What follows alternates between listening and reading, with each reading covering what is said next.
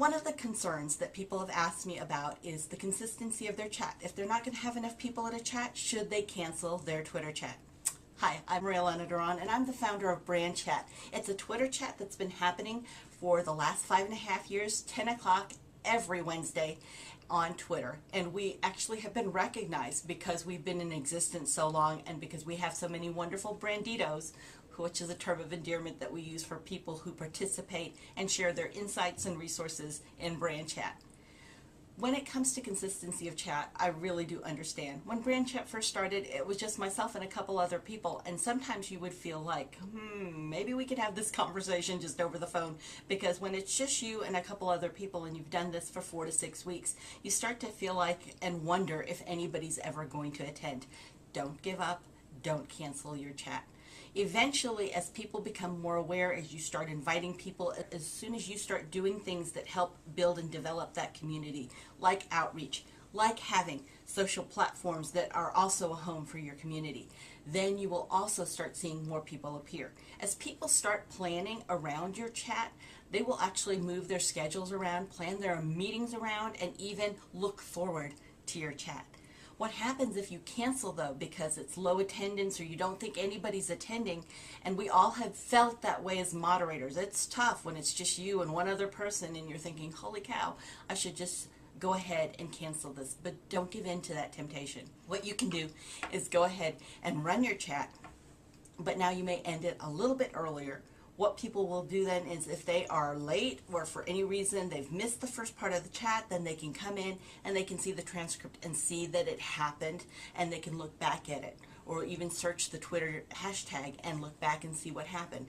Then in that case, they will know that they missed it by choice because of what happened in their meeting or their life, but they won't look at you as if you canceled it and truly messed up their schedule. Know how it feels when you're looking for a television show. If you have a favorite television show and it keeps bouncing around, how long is it going to be your favorite television show? If you can't ever find it, it's always canceled if there's not enough viewers, and it seems like you're constantly chasing it. Not going to happen. So keep your chat consistent, even though there may be that temptation. Keep it consistent and persistent, and you too will have a great chat community that will look forward to and help you support the consistency of that chat. Here's the quick and easy, as a chat moderator or a host, how Nurph can help you. You see here that I'm actually in the Brand Chat channel within Nurph. So it's nurph.com/brandchat, NURPH.com, brand, BRANDCHAT. And you can see what the upcoming chats are, the past chats, or you can create a chat. As a chat moderator, being able to have a list of upcoming chats is beautiful because people can RSVP. It gives you a chance to plan, and it also shows to potential participants that there's structure and consistency in what's happening with your chat. That's all good for somebody, especially somebody who's a potentially new chat participant. So then you can also, they can look at past chats and see what's happening.